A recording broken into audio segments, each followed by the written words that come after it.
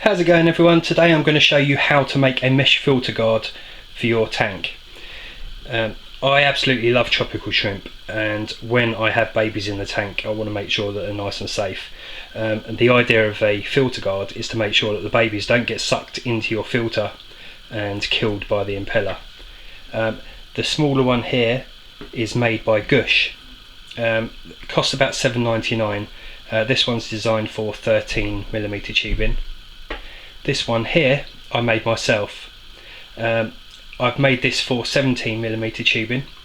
The only difference between the two is that my one cost a hell of a lot less, probably around about £1.50, £2 to make, compared to the $7.99. Very simple to do. First you're going to need some mesh. Now I ordered my mesh from a company actually called themeshcompany.com. You can buy it in various different sizes. You can buy it in big sheets and small sheets. I actually bought the A4 size sheets. I've got 3 different grades to show you. The one I'm going to be using is their number 28 mesh. Don't worry about taking notes or keep watching the video back. If you go down the bottom there, you'll see the show more button. Click that and there'll be a link to the mesh that I'm using in this video. And they've got a special deal on at the moment. In actual fact, I think they run the deal all the time, but it's buy 2 get 1 free. So I bought 3 different meshes. This is their number 28, this one here is their number 20, and this one here is their number 10. Now 28 is perfect for filter guards. You could also use the number 20. The hole sizes are a little bit bigger, probably wouldn't stop some of the smaller species of shrimp babies, whereas the 28 would be perfect for them all. And then this one, which is the number 10, is perfect for moss pads. These cost $4.99 each, or buy 2 get 1 free. So I mean I can get a good 8 to 10 filter guards out of one sheet, which is absolutely fantastic. You're also going to need some heat shrink tubing. Now this is a little bit too big really for this application, because it's a 2-to-1 ratio, so it will shrink down to half its size, which is exactly the size that I need for the 17mm. The only trouble is that when you start off with your section, and this is 17mm tubing, it starts off very big, so it takes a little bit longer to actually shrink it down. It can be a little bit more awkward.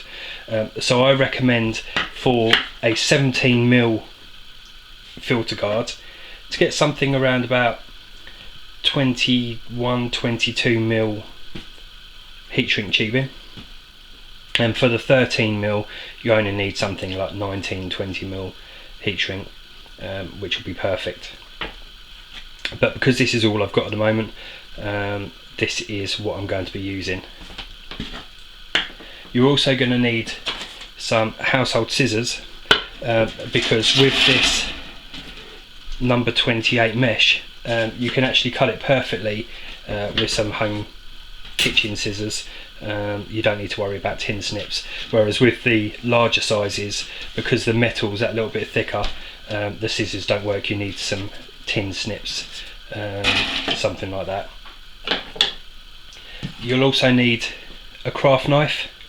This is just to be able to open up the hole in the bottom of the filter, but I'll show you that a little bit more later on in the video. And then you're going to need a marker to obviously mark out your sizes. The other thing you're going to need is your method of shrinking down the heat shrink. You can use 2 different methods. You can use a gas torch, which you can just light and just move it back and forth slightly over the heatsink, and you can actually do it with a hairdryer.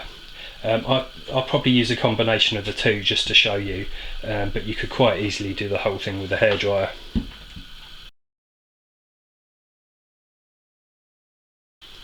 Okay, let's start making the filter.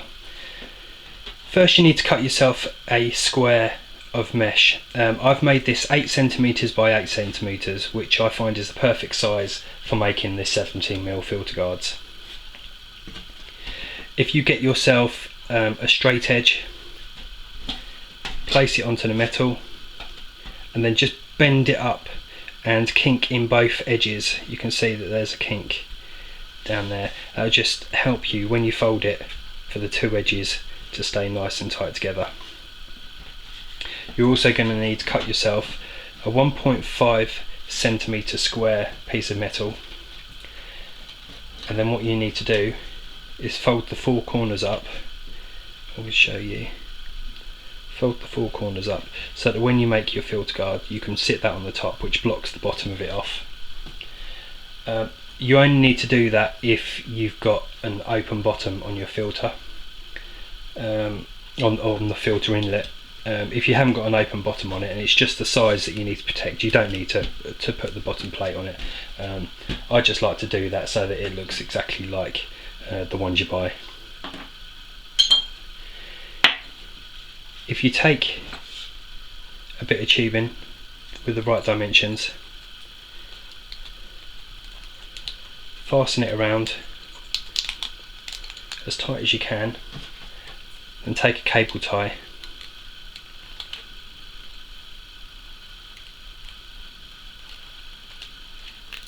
it's a bit fiddly whilst trying to do it with the camera in front of me, but pull the metal nice and tight as you can, do the cable tie up. That'll just free up you having to try and clamp the metal whilst working on it. So that's about right. And then you need to take your metal end and you place it over the end like so.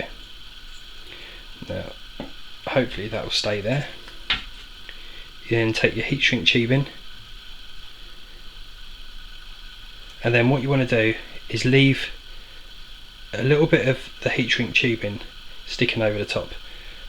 And you only need to do 5 to 10 mil, something like that, nothing major. I've actually cut this bit of heat shrink tubing at 2 centimeters, just to allow me that little bit extra to go over the top. Now what you do is get your hairdryer,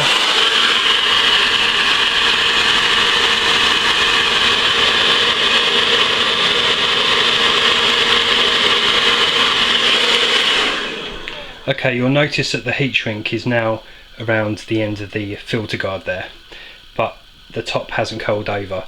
So what you want to do is heat it up, and then after you've heated it up, push the edges down and then push it straight down onto the hard surface. And I'll show you what I mean now.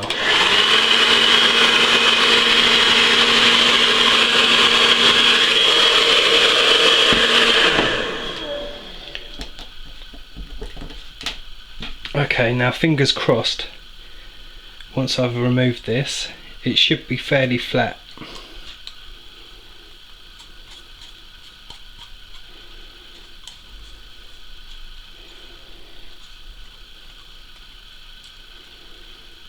Still very hot at the moment, so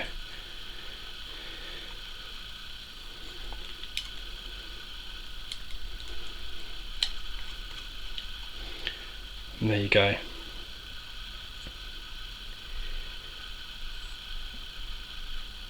You can see the end of the heat shrink has gone over to the top, and if I took this out, there is the bottom of the filter guard created. The next thing you need to do is take your craft knife and just open up the hole a bit more. You don't need to go too mad. The majority of the filtration will be through the side. Okay, let's move on to step 2.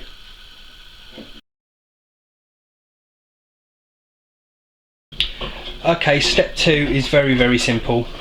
All you're going to be doing is putting your heat shrink onto the other end.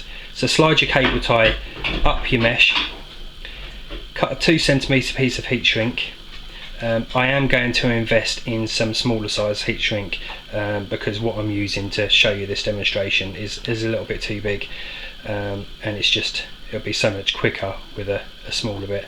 But you just want to put half and half, so you want 1 centimetre on the mesh filter and then 1 centimetre which you'll be tucking inside. So you get your hairdryer and shrink that down, and I'll show you what you do after that.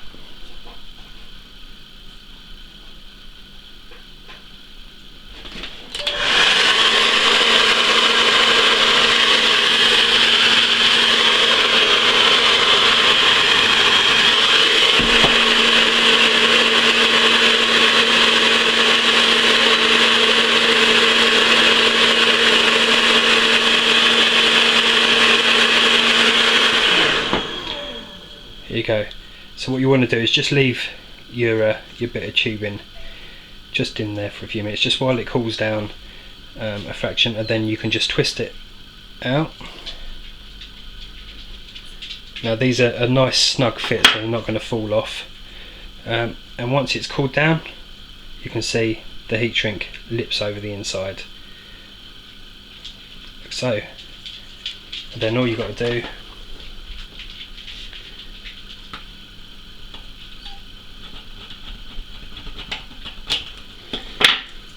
cut your cable tie off, and that's it. Your filter guard is complete. Very, very simple, very cheap to make. You can see the original ones there.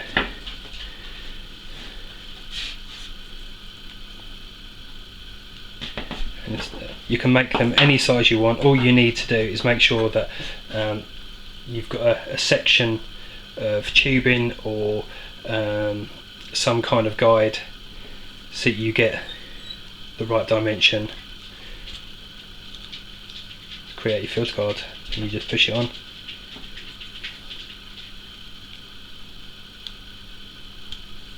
And that's it.